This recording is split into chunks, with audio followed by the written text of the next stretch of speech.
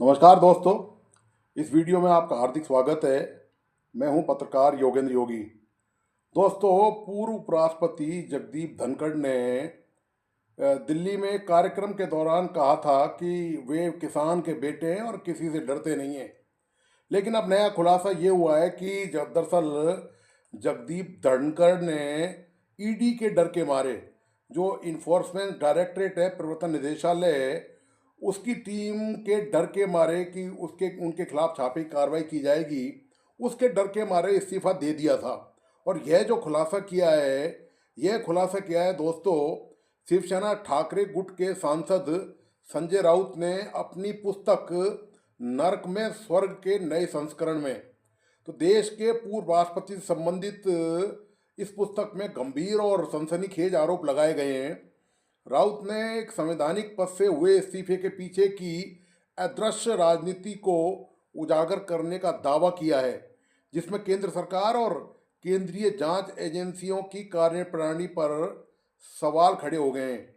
महाराष्ट्र में शिवसेना उद्धव बालासाहब ठाकरे के नेता संजय राउत ने शनिवार को कहा कि जेल में बंद रहने के दौरान उन्होंने अपने अनुभवों पर आधारित उनकी किताब के अंग्रेजी संस्करण में पूर्व उपराष्ट्रपति जगदीप धनखड़ द्वारा अचानक इस्तीफा देने के घटनाक्रम पर आधारित एक अध्याय भी शामिल किया है।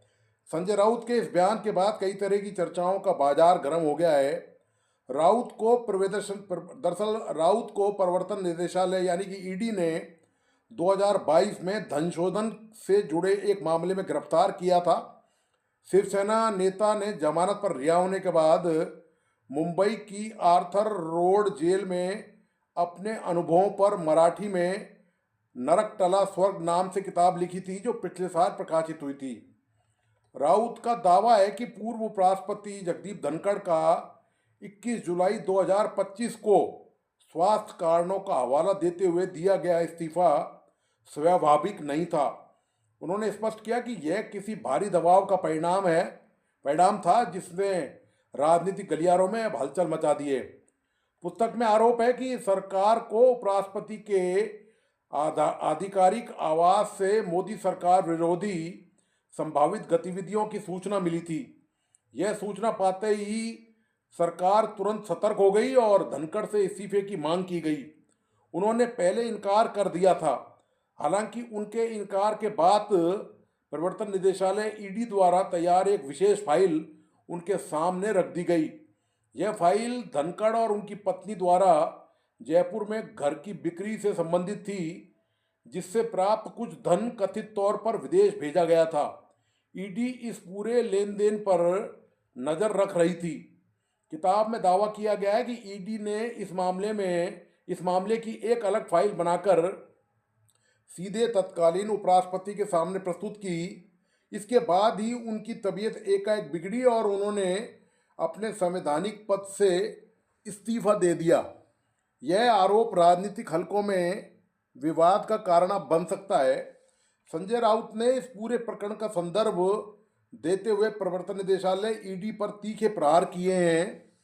उन्होंने कहा कि यह घटना है कि जांच एजेंसियां देश के उपराष्ट्रपति जैसे सर्वोच्च पद तक पहुंच चुकी थी।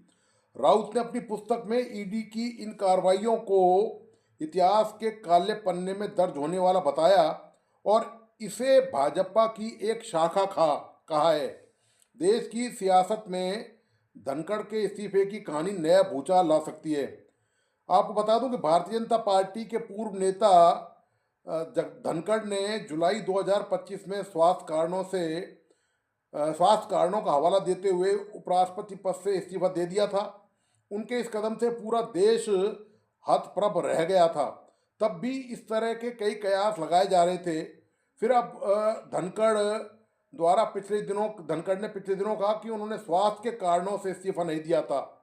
तो अब संजय राउत के बयान ने नई सनसनी पैदा कर दी है। इस संशोधित संशोधित अंग्रेजी संस्करण है पुस्तक का, उसमें धनखड़ पर एक अध्याय है जिसमें केंद्रीय एजेंसी द्वारा गिरफ्तार किए गए लोगों के 5-6 और भी उदाहरण हैं। इन नई आवृत्तियों में मूल मराठी संस्करण की तुलना में 4 अतिरिक्त अध्याय हैं, जिनमें कई बड़ी राजनीतिक घटनाओं के पर्दे के पीछे के राज खुलने की उम्मीद है। अब इन दावों पर सत्ताधारी भाजपा और संबंधित एजेंसियों की प्रतिक्रिया का इंतजार है, जो अभी तक आई नहीं है। शिवसेना नेता की किताब के अंग्रेजी संस्करण अनलाइकली पैराडाइज का विमोचन 23 मार्च को नई दिल्ली में होगा। किताब का विमोचन राज्यसभा सदस्य कपिल सिब्बल, संजय सिंह, डेरेक ओब्रायन और जया बच्चन करेंगे। दिल्ली के पूर्व मुख्यमंत्री अरविंद केजरीवाल भी पुस्तक विमोचन समारोह में शामिल होंगे। संजय राउत के दावे पर अभी बीजेपी या उनके सहयोगी दलों की तरफ से कोई प्रतिक्रिया नहीं आई है।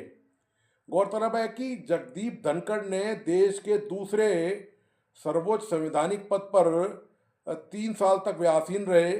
इस दौरान वे विवादों से घिरे रहे। ऐसे में स्वाभाविक है कि 21 जुलाई की शाम को उनका अचानक इस्तीफा, वे कार्यकाल के बीच में इस्तीफा देने वाले केवल तीसरे उपराष्ट्रपति ही बने और विवादों से घिर भी गए थे।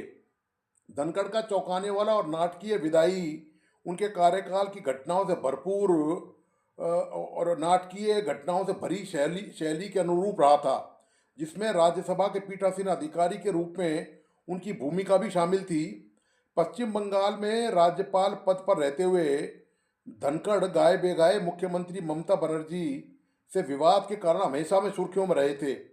ममता से टकराट का इनाम उन्हें पीएम मोदी ने उपराष्ट्रपति पद से दिया था, लेकिन उसके बाद पीएम मोदी को या भाजपा को अंदाजा नहीं था कि धनखड़ जो है उनकी तासीर ऐसी है जो वो भाजपा के ढांचे और खांचे में फिट हो नहीं सकते आसानी से।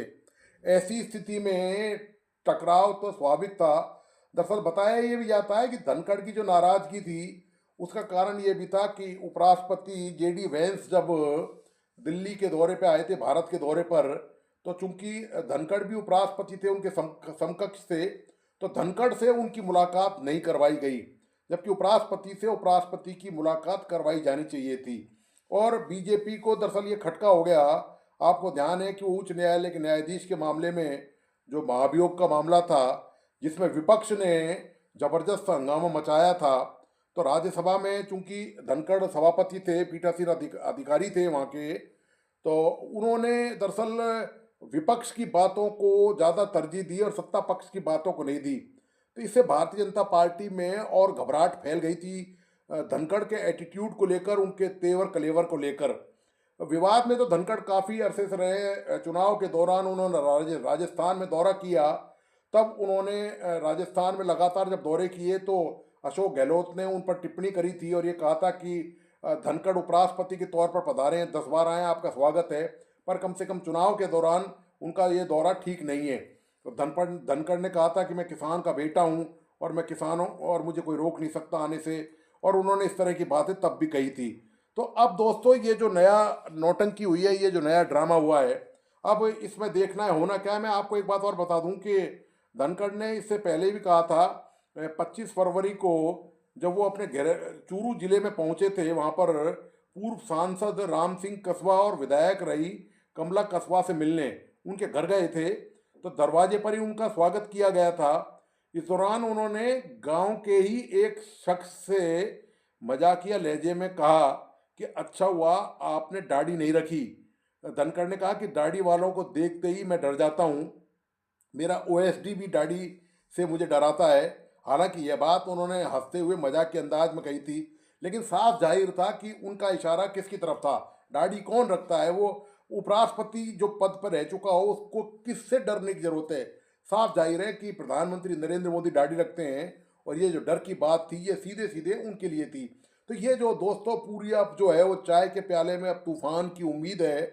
इस पर देखना ये है कि देश में क्या बवंडर आता है, क्योंकि केंद्रीय जो जांच एजेंसी हैं, सीबीआई हो चाहे ईडी हो, इन पर आरोप विपक्षी दल लगातार लगाते रहे कि इनका दुरुपयोग कर रहे हैं। और ये जांच एजेंसियां केंद्र सरकार यानी कि भारतीय जनता पार्टी की सरकार के इशारे पे काम करती हैं। सुप्रीम कोर्ट तक में ये मामला जा चुका है। सुप्रीम कोर्ट ने सीबीआई को एक बार कह दिया था कि ये पिंजरे में बंद तोता है। उसके ये मतलब ये एजेंसियां शुरू से ही कटघरे में रही हैं। इनकी कार्य प्रणाली, इनकी जो निष्पक्षता है वो हमेशा प्रश्न चिन्ह उन पर हमेशा लगता रहा है। तो अब देखना है दोस्तों कि ये जो धनखड़ का पूरा मामला है, इसमें अब केंद्र सरकार की तरफ से या भारतीय जनता पार्टी की तरफ से या उनके जो सहयोगी दल है उनकी तरफ से अब क्या क्या प्रतिक्रियाएं आती हैं, और इस पुस्तक में जो खुलासा किया गया है राउत द्वारा, तो उसके बाद उसके क्या क्या रिजल्ट आते हैं, क्या परिणाम निकलते हैं, अब ये देखना बाकी है। तो दोस्तों, आपको आज का विश्लेषण कैसा लगा? प्लीज़ अपने लाइक एंड कमेंट के साथ बताइए। इस वीडियो को अपने दोस्तों और परिजनों को शेयर करना नहीं भूलें। मेरा तमाम दोस्तों से आग्रह है कि प्लीज़ इस यूट्यूब चैनल को सब्सक्राइब करें, लाइक करें और बेल आइकॉन का बटन ज़रूर दबाइए। धन्यवाद। नमस्कार।